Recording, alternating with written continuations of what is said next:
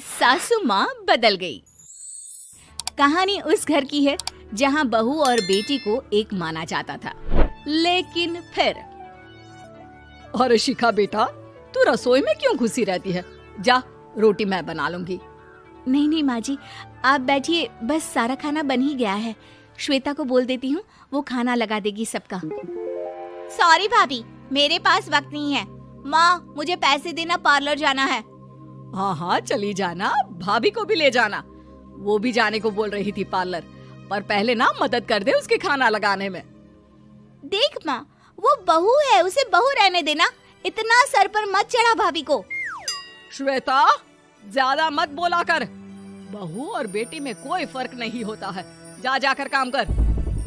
ननद को माँ का भाभी से इस तरह प्यार करना बिल्कुल अच्छा नहीं लगता। वो बार बार किसी न किसी तरह माँ को भाभी के खिलाफ भड़काती रहती, लेकिन कोई फायदा ना होता। एक रोज, अरे बेटे किशन, जा बहू को कहीं घुमा कर ला, सारा दिन घर में काम करती रहती है। हाँ हाँ माँ, हम लोग जा रहे हैं ना गोवा। अच्छा जी, भाभी ने तो हमें बताया भी नहीं। वैसे तो सारी पंचायत करती है, ये गोवा वाली बात क्यों छुपा गई हमसे? अरे क्योंकि उसे खुद नहीं पता था बहन। मुझे टिकट सस्ती मिल रही थी तो मैंने बुक कर दिया। हाँ शिखा, पैकिंग कर ले, संडे हम जा रहे हैं गोवा। दोपहर में शिखा पैकिंग कर रही थी कि सास आ जाती है। ये क्या बहू, साड़ियाँ? अरे गोवा जा रही है घूमने या फिर शादी में मायके हैं?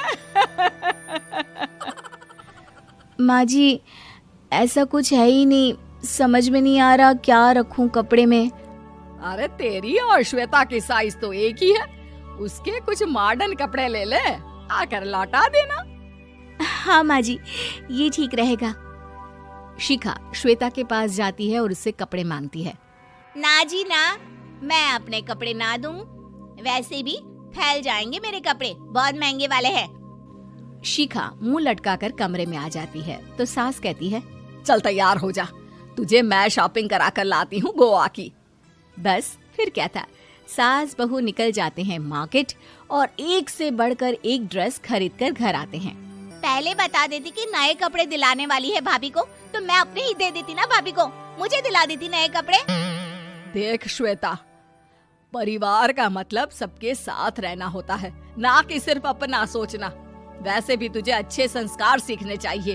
और रही बात कपड़ों की, तो शिखा, आज से घर पर भी तू मॉडर्न कपड़े ही पहनेगी। कोई जरूरत नहीं है ये साड़ी वाड़ी लपेटने की।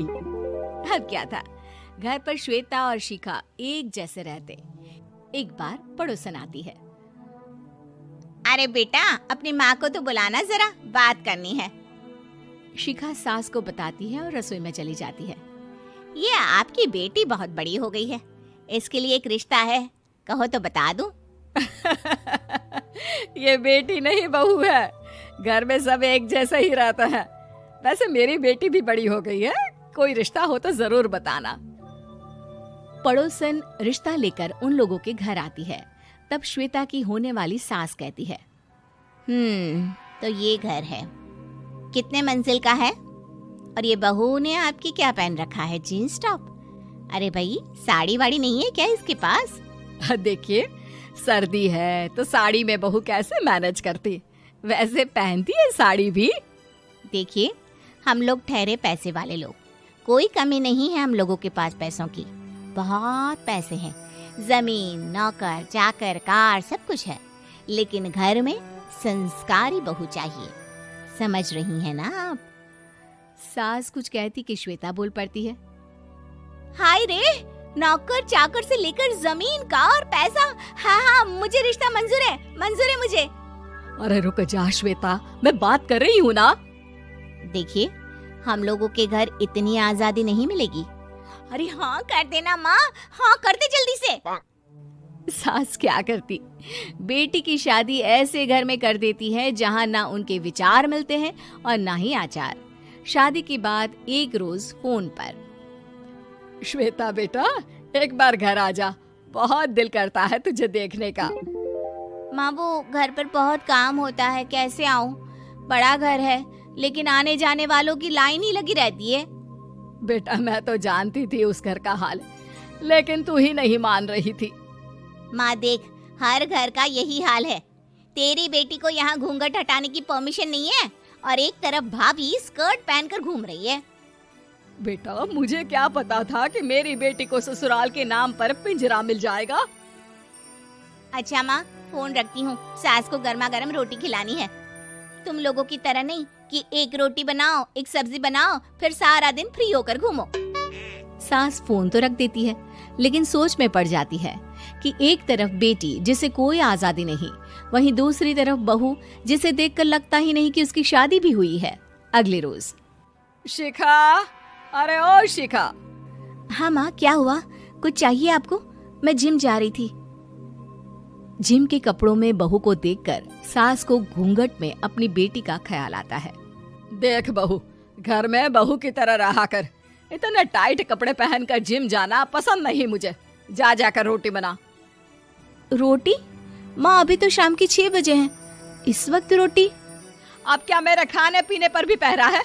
अरे जब मर्जी तब मैं अपने घर में खा भी नहीं सकती क्या? बहू को अजीब लगता है। वो समझ नहीं पाती कि जो सास कल तक इतनी सपोर्टिव थी, उन्हें अचानक से क्या हो गया। वो किचन में जाती है, गरम रोटी के साथ 2 तरह की सब्जी, रायता, सलाद सब लेकर सास के पास आती है। माँ जी, खाना। इतना सारा खाना? राक्षस समझा है क्या मुझे? रोटी मांगी थी मैंने गर्मा गर्म बस। पर माँ जी, रोटी खाती किससे आप? सब्जी तो बनानी थी ना। अरे भूख मर गई मेरी तेरी बहस से। जा जाकर काम कर, अंदर पूरी रसोई साफ कर। बहू अंदर चली जाती है। थोड़ी देर में श्वेता घर आती है। अरे शिखा जल्दी से चाय ला, पकवान बना, मेरी बेटी आई है। अरे नहीं नहीं माँ, ड्राइवर बाहर खड़ा है। मैं तो घर का कोई सामान खरीदने के बहाने यहाँ आ गई हूँ, मुझे जाना होगा। अरे बेटा, पर कितने दिनों बाद देख रही हूँ तुझे, रहने आ जाना 2-4 दिन के लिए। आ जाऊंगी माँ, जब मेरी सास मरेगी तब। मैं तो रोज मन्नत मानती हूँ कि मेरी सास मर जाए तो अच्छा है। अच्छा चल, जा रही हूँ माँ। हे भगवान, कैसे कैसे दिन देखने पड़ रहे हैं मेरी बेटी को। सास अंदर जाती है, जहाँ श्वेता की जिम वाली सहेली का फोन आया होता है।